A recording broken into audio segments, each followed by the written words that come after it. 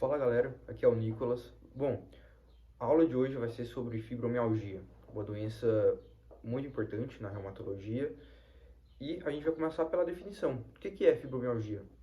Gente, fibromialgia é uma doença crônica e generalizada por pelo menos 3 meses, certo?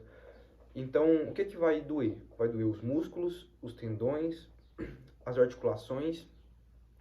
Não é uma doença inflamatória, tá? Não acontece inflamação na fibromialgia. Por que a gente fala que é difusa? A gente fala que a fibromialgia é difusa porque ela acomete ela acomete acima da cintura, abaixo da cintura, o lado esquerdo, o lado direito do corpo e também o esqueleto axial, que a gente fala que é o tronco, né? Sobre a epidemiologia, quero que vocês se atentem bastante a isso, tá? Gravem muito bem qual que é a epidemiologia da fibromialgia e de todas as doenças reumatológicas. Essa é uma doença que acomete principalmente mulheres. Então, a cada 10 pessoas com fibromialgia, 8 são mulheres. A faixa etária costuma ser entre 30 e 50 anos de idade. Sobre a etiologia, nós podemos elencar 3 etiologias diferentes. Primeiro, fator genético. Segundo, estresse emocional. E terceiro, infecções. Por exemplo, Epstein-Barr, parvovírus, hepatite C. Sobre a fisiopatologia, a gente pode falar o seguinte: vai acontecer uma sensibilização do sistema nervoso central. Por quê? Porque vai aumentar o glutamato, vai aumentar a substância P. Lembrando que o glutamato ele é o principal neurotransmissor excitatório do sistema nervoso central. A substância P é um neurotransmissor que diminui o limiar da excitabilidade sináptica, então vai estar muito diminuído esse limiar. A serotonina, que inibe a dor e inibe também a substância P, vai estar diminuída. E a norepinefrina também vai estar diminuída. O cortisol basal vai ficar alto e também vai ter algumas alterações vistas na ressonância magnética, tá? Foram feitos alguns estudos usando a ressonância. A gente não costuma pedir como um exame na fibromialgia. Ocorre perda na massa cinzenta na ressonância magnética. Sobre o quadro clínico, vocês têm que saber principalmente 3 características. É uma dor crônica e generalizada, então uma hora vai doer o ombro, outra hora vai doer a perna, outra hora o joelho, outra hora o braço. É bem difusa. Dói principalmente os músculos, mas pode doer também as articulações, tá? Segunda característica que vocês têm que saber: insônia. O paciente com fibromialgia, ele tem distúrbios do sono, ele tem dificuldade para dormir. E terceira característica, ele tem fadiga crônica, gerado pela insônia. Então o paciente não vai dormir bem, ele vai se sentir cansado, fadigado ao longo do dia. Outras características que podem aparecer: hipoatividade. Então o paciente, por ele sentir muita dor, ele não vai fazer tantos movimentos, porque cerca de metade dos pacientes apresenta depressão.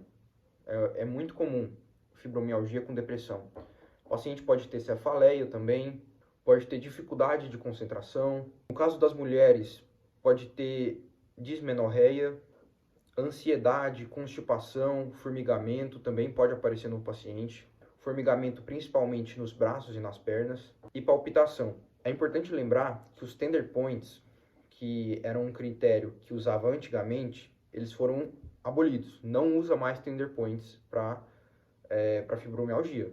O exame físico, ele é caracterizado por uma hiperalgesia tátil difusa. Então o paciente vai ter muita sensibilidade, tá? Uma sensibilidade aumentada. Sobre o diagnóstico é clínico. Não tem biomarcadores específicos para fibromialgia. No entanto, a gente usa algumas escalas, que a gente chama de scores, né? A gente usa o score WPI, também chamado de IDG, que é o Índice de Dor Generalizada. Esse é o primeiro. O segundo score que a gente usa é o SS, também chamado de EGS, que é a Escala de Gravidade dos Sintomas. Então, são esses os scores que a gente usa. Eu estou deixando aqui um print de cada um deles. Depois vocês dão uma olhada, beleza? Então, a gente tem que classificar essas escalas do paciente, né? A gente vai fazer as escalas, aplicar as escalas e vai pontuar de acordo com o que o paciente relata, as dores, né? Então, A gente diagnostica fibromialgia quando a escala IDG, que é o índice de dor generalizada, dá maior ou igual a 7, e o EGS, que é a escala de gravidade dos sintomas, dá maior ou igual a 5. Ou o IDG de 4 a 6 e o EGS maior ou igual a 9. Um outro critério que a gente utiliza é a tal da dor generalizada. Ele tem que ter dor nas 4 de 5 regiões. Quais são elas? Membro superior esquerdo, membro superior direito, membro inferior direito, membro inferior esquerdo e o esqueleto axial.